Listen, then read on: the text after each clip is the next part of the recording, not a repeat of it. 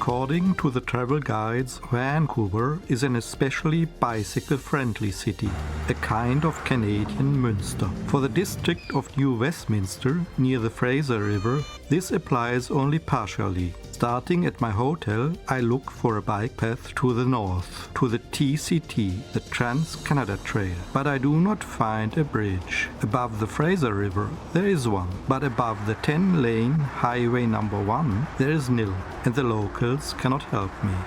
It takes more than 2 hours before I reach Burnaby Mountain Parkway. And on my way through Burnaby Park, I encounter the first beer warning signs. How did they cross the highway? Finally, I stand in front of the signpost with the TCT mark. And after Burnaby Parkway and Burnaby Park, now Burnaby Mountain awaits me. This is a wooded hill on which the Simon Fraser University is located, and the bike path to the top is quite steep. The steep trail makes it abundantly clear that I have not reached the Kettle Valley Railway Bike Trail yet. Hope, the starting point of the longest railway bike trail in the world, is still about 200 kilometers away. Today, I surely shall not reach it.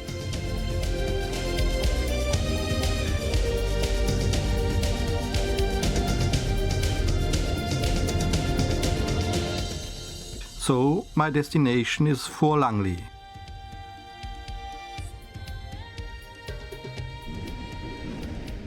From the top of the 270 meters high hill, I get a fine overview of the downtown of Vancouver. Then I turn to the east and go back down to the coast.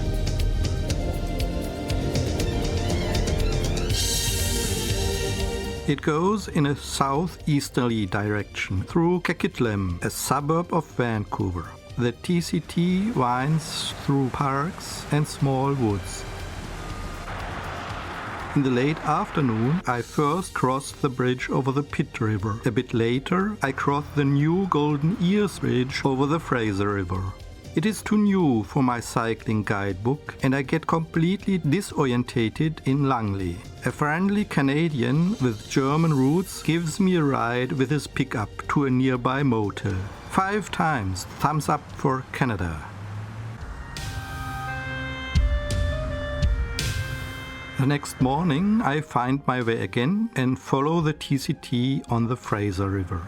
First I come upon the place where the Hudson Bay Company in 1827 built their first fort to protect the fur trade. In 1839, this fort was moved a few miles upriver. Nowadays, Fort Langley, where in 1858 the Crown Colony of British Columbia was proclaimed, is a kind of Canadian Rothenburg ob der Tauber. Tourist flooded and full of chickimicki and organic stores.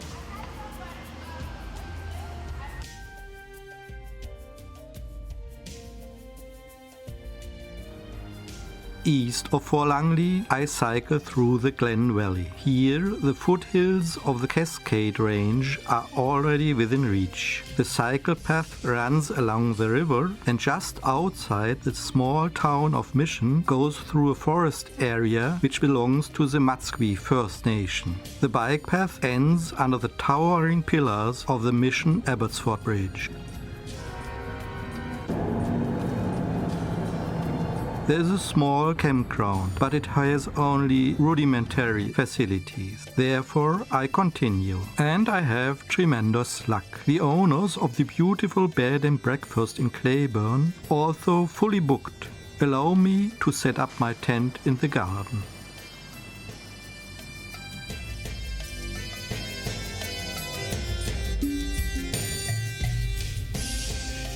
The next morning, I cycled towards Sumas Mountain, armed with a hearty breakfast and a cheerful mood. Sumas Mountain is a steep hill that blocks the way towards the east. Somewhere near the summit, I take a wrong turn, and 2 hours later, I am back at the place where I started.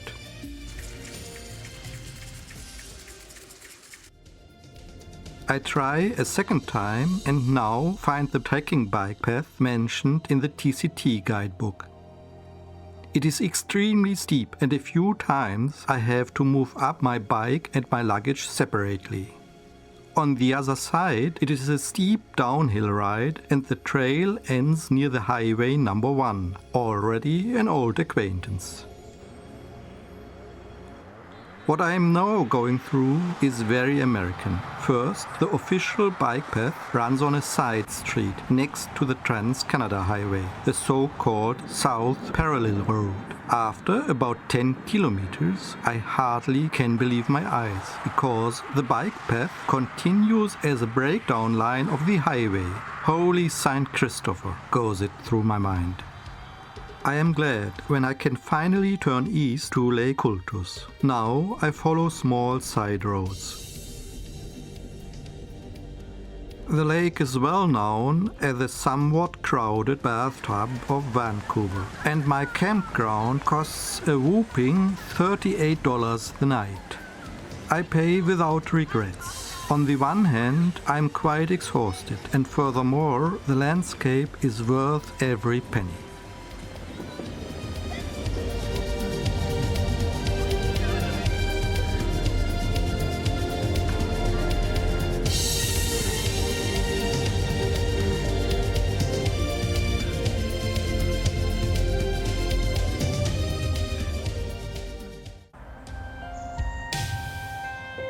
The next day I start early, although I do not choose to follow the TCT over Paleface Pass, but take the direct route to Hope. It is still a distance of 75 kilometers. First, the road leads north to the town of Chilliwack.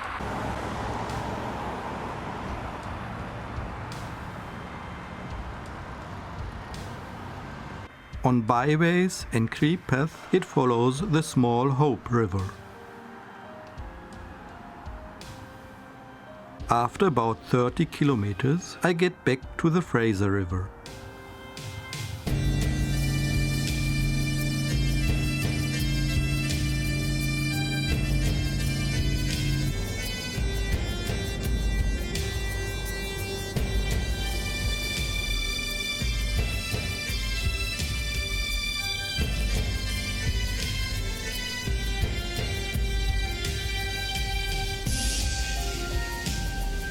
The river is crossed by highway number 9, and that is the way I have to take too. Fortunately, this highway is not nearly as busy as the highway number 1 or the other riverbank. I make good progress and reach Hope at about 3 o'clock in the afternoon. The small town is the gateway to the Cascade Range and the original starting point of the Kettle Valley railway line.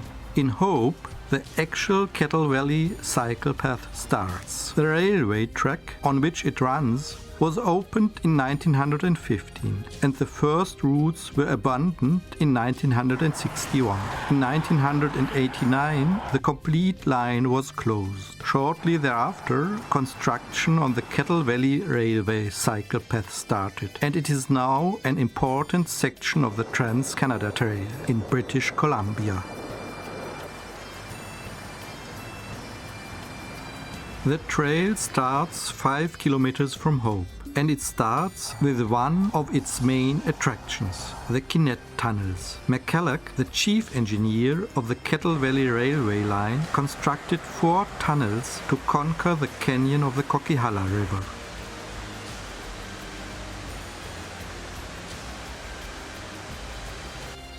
An engineering masterpiece and one of the most expensive railway line miles ever built.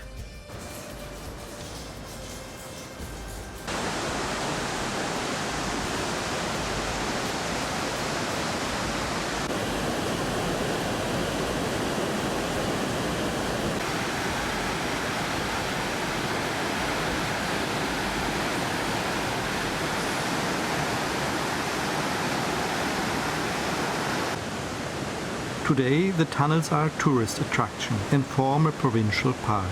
Even cyclists have to dismount and walk.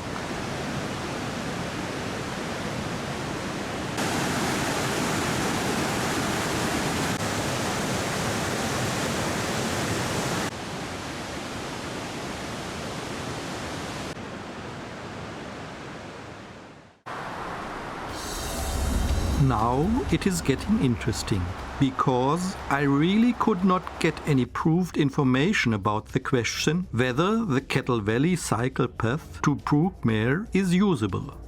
In the Hope Tourist Office, nobody did know, and the only information I could get was a one-page letter of a cyclist who had traveled this route about 3 months ago. Obviously, a continuous bike path seemed out of question. Anyway, I tried to switch over to the Kettle Valley cycle path about 3 kilometers north of the Quinette Tunnel. I leave highway number 5 and cross the Coquihalla River. After about 7 kilometers, I encounter a black hole, meaning a bridge that is no more. I give up in expiration, go back the 7 kilometers and continue on the highway. The way up to the Coquihalla Pass, loaded with luggage for 2 days, is a nerve-wracking ordeal.